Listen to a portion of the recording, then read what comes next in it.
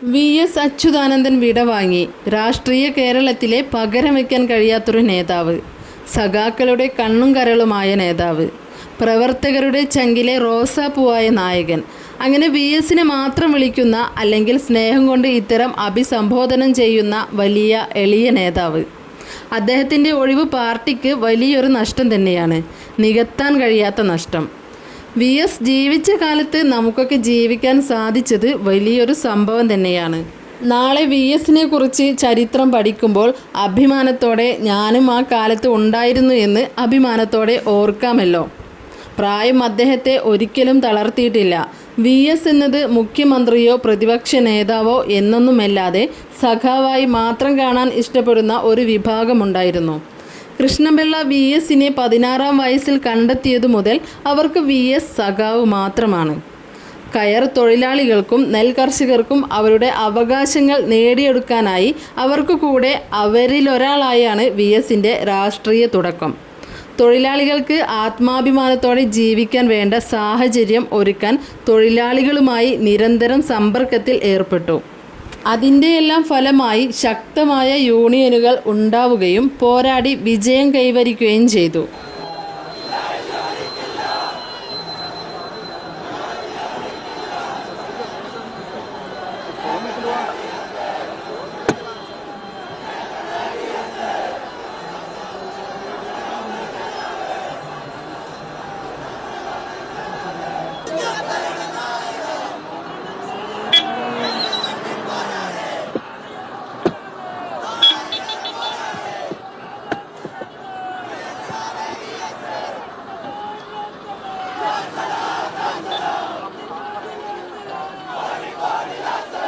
VS. ആരായിരുന്നു എന്നതാണ് അദ്ദേഹം മരിച്ചത് മുതൽ ജനം കണ്ടുകൊണ്ടിരിക്കുന്നത്.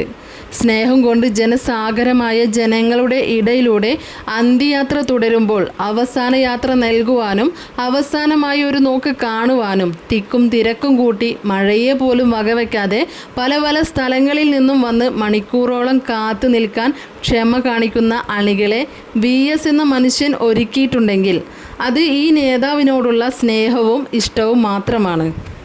വി.എസിനെ പോലെ ഇനിയൊരു നേതാവ് പാർട്ടിക്കും കേരളത്തിനും ഒരിക്കലും ലഭിക്കില്ല. വി.എസ്. രാഷ്ട്രീയം പഠിച്ച മണ്ണായ, വി.എസ്. പിറന്ന മണ്ണായ, തൊഴിലാളികളെ സംഘടിപ്പിച്ച മണ്ണായ ആലപ്പുഴയുടെ മണ്ണിലേക്ക് വി.എസ്. നിശ്ചലമായി വരുമ്പോൾ എല്ലായിടത്തും സ്നേഹാദരമായി എത്രയോ ആളുകൾ അവിടെ പ്രായമോ ലിംഗമോ ഇല്ലാതെ അവസാനമായൊന്ന് കാണുവാൻ മാത്രം കാത്തു നിൽക്കുന്നതിൽ ജാതിയോ മതമോ രാഷ്ട്രീയമോ ഇല്ല. ഉള്ളത് വി.എസ്. എന്ന രണ്ടക്ഷരത്തോടുള്ള ഇഷ്ടം മാത്രം. ജനഹൃദയങ്ങളിലൂടെ വി.എസ്. കടന്നു പോവുകയാണ്. വി.എസിൻ്റെ വിലാപയാത്ര ഹരിപ്പാട്ടിലെത്തിയപ്പോഴുള്ള ദൃശ്യമാണ് പ്രേക്ഷകർ കാണുന്നത്. പതിനായിരങ്ങൾ അദ്ദേഹത്തിന് അന്ത്യാഭിവാദ്യം അർപ്പിക്കാൻ അവിടെ എത്തിയിരുന്നു. പാതയോരങ്ങൾ കടന്നു പോകാൻ കഴിയാത്തത്ര ജനസഹസ്രമാണ് അവിടെ എത്തിയിരിക്കുന്നത്. പ്രിയപ്പെട്ടവരെ, ഹരിപ്പാട്, കാർത്തികപ്പള്ളി, അമ്പലപ്പുഴ ഈ പറയുന്ന പ്രദേശങ്ങളിലൊക്കെ തന്നെ കർഷക തൊഴിലാളികൾ സംഘടിപ്പിക്കാൻ സജീവ സാന്നിധ്യമായിരുന്നു ഒരു കാലത്ത് വി.എസ്. അച്യുതാനന്ദൻ. കുട്ടനാട് പോലെയുള്ള അദ്ദേഹത്തിൻ്റെ നെഞ്ചിലെ അദ്ദേഹം ഏറ്റിയിട്ടുള്ള ഒരു സ്ഥലമാണ് ഹരിപ്പാട് എന്ന് പറയുന്നത്. ഈ പ്രദേശത്തെ വഴിയോരങ്ങളിലൊക്കെ തന്നെ എത്രയോ തവണ വി.എസ്. കടന്നു പോയിട്ടുണ്ട്. എത്രയോ പ്രസംഗങ്ങൾ അദ്ദേഹം നടത്തിയിട്ടുണ്ട്. ഇവിടുത്തെ കർഷക തൊഴിലാളികൾക്ക് മുന്നിൽ വലിച്ചു നീട്ടിയും കുറുക്കിയുമൊക്കെ അദ്ദേഹം നടത്തിയ പ്രസംഗം കമ്മ്യൂണിസ്റ്റ് പ്രസ്ഥാനം സംഘടിപ്പിക്കുവാനൊക്കെ ഒരുപാട് പ്രേരക ശക്തിയായിട്ടുണ്ട് എന്നുള്ളത് ചരിത്ര പാഠമാണ്. ജയിക്കുകയും തോൽക്കുകയും ചെയ്ത മണ്ണാണ് വി.എസിന് ആലപ്പുഴ. അവിടെ നിന്നും പലതും വെട്ടിപ്പിടിച്ച് മുഖ്യമന്ത്രി കസേര വരെ എത്തിയ ചരിത്രം. ഈ ലോകത്തോട് വിട പറഞ്ഞെങ്കിലും മുഷ്ടി ചുരുട്ടി വിളിക്കുന്ന മുദ്രാവാക്യം പോലെ ജനഹൃദയങ്ങളിൽ വി.എസ്. മരിക്കാത്ത ഓർമ്മയായി നിലകൊള്ളും. ഇല്ല ഇല്ല, മരിക്കില്ല, ജീവനുള്ള കാലം വരെ മറക്കില്ല എന്ന ശക്തമായ പ്രഖ്യാപനം ഏതൊരു രാഷ്ട്രീയ നേതാവും കേൾക്കാൻ ആഗ്രഹിക്കുന്ന വാക്കുകളാണ്. പുന്നപ്രയുടെ വീരപുത്രനെ ആളുകൾ ഹൃദയമായും കാണുന്നുണ്ട്. ജനങ്ങളുടെ ഇടയിലേക്ക് ജനങ്ങളുമായി അവരുടെ പ്രശ്നങ്ങൾക്ക് വേണ്ടി ധൈര്യസമേതം ഇറങ്ങിയ നേതാവായും പലരും വിലയിരുത്തുന്നു. വിലാപയാത്ര കടന്നു വന്നതൊക്കെ തന്നെ ഈ ആൾക്കൂട്ടങ്ങൾ ചെറിയ ചെറിയ ആൾക്കൂട്ടങ്ങളായി വരുന്നു. അവർ ഒറ്റയ്ക്ക് വരുന്നവരുണ്ട്, കൂട്ടമായി വരുന്നവരുണ്ട്, കുടുംബത്തോടൊപ്പം വരുന്നവരുണ്ട്. അവരൊക്കെ ഏതെങ്കിലും ഒരു ജംഗ്ഷനിൽ എത്തിച്ചേരുമ്പോൾ അവിടെ ഒരു മനുഷ്യ പുഴയായി മാറുകയാണ്.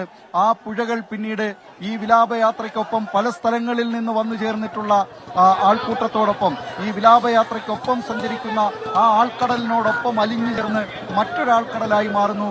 വി.എസ്. അച്യുതാനന്ദൻ ജനങ്ങൾക്ക് ആവേശം പകർന്നിരുന്ന, ജനക്കൂട്ടത്തിന് ആവേശം പകർന്നിരുന്ന ആ നേതാവ്, അദ്ദേഹം ഇപ്പോൾ ആൾക്കൂട്ടത്തിന്റെ ഈ ആൾക്കടലിന്റെ ആവേശത്തിലൂടെ അന്ത്യനിദ്രയ്ക്കായി ആലപ്പുഴയിലെ വലിയ ചുടുകാട്ടിലേക്ക് പോകുന്നു. എല്ലാ കാര്യത്തിലും VSന് ശരിയായ ഒരു കണക്ക് കൂട്ടലുണ്ട്. അതനുസരിച്ചാണ് അദ്ദേഹം കാര്യങ്ങൾ നടത്തിയിരുന്നത്.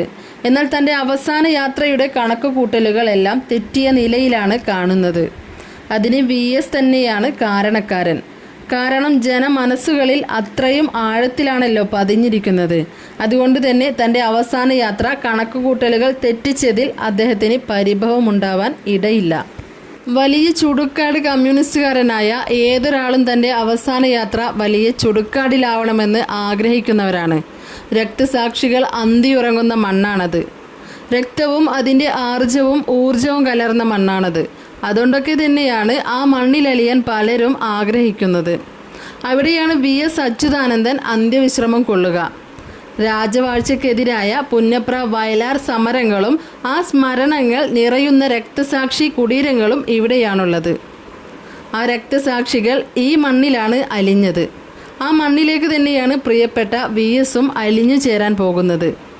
ചരിത്രമുറങ്ങുന്ന ഈ മണ്ണിൽ എത്തിപ്പെടാൻ തന്നെയാവും VSും ആഗ്രഹിച്ചിട്ടുണ്ടാവുക. വലിയ ചുടുക്കാടിൽ തന്നെയാണ് VSന്റെ സംസ്കാരം. വാർദ്ധക്യ സഹജമായ സാഹചര്യങ്ങളിലൂടെ കടന്നുപോയിരുന്ന VS വലിയ ആരോഗ്യ പ്രശ്നങ്ങളൊന്നും ഉണ്ടായിരുന്നില്ല. എന്നിരുന്നാലും വയസ്സിൻ്റെതായ ബുദ്ധിമുട്ടുകളെ അദ്ദേഹം അനുഭവിച്ചിട്ടുള്ളൂ. അവസാന നാളുകളിൽ തന്നെ ഇഷ്ടപ്പെടുന്ന വീട്ടുകാരുടെ കൂടെയും തന്നെ സ്നേഹിക്കുന്നവരുടെ കൂടെയും അവരെയെല്ലാം കണ്ട് സന്തോഷമായി ഒഴിച്ചുകൂടാനാവാത്ത മരണത്തെ സന്തോഷത്തോടെ പുൽകാനുള്ള വിധി മാത്രം നിഷേധിച്ചതിനോട് എനിക്ക് വിയോജിപ്പുണ്ട്.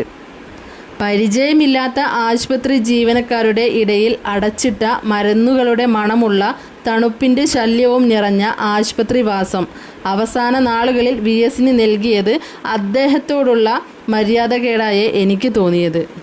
സന്തോഷത്തോടെ എല്ലാവരെയും കണ്ട് മരിക്കാനുള്ള വിധി നൽകാതിരുന്നത് ഒഴിച്ചാൽ VSന്റെ ജീവിതം ഒരു തുറന്ന പുസ്തകം തന്നെയായിരുന്നു. ഇല്ല ഇല്ല മരിക്കില്ല എന്ന് ആത്മാർത്ഥമായി ചങ്ക് പൊട്ടി VSന്റെ അവസാന യാത്രയിൽ വിളിച്ചു പറയുന്നുണ്ടെങ്കിൽ അത്രയും വലിയ ബഹുമതി വേറെ കിട്ടാനുണ്ടോ?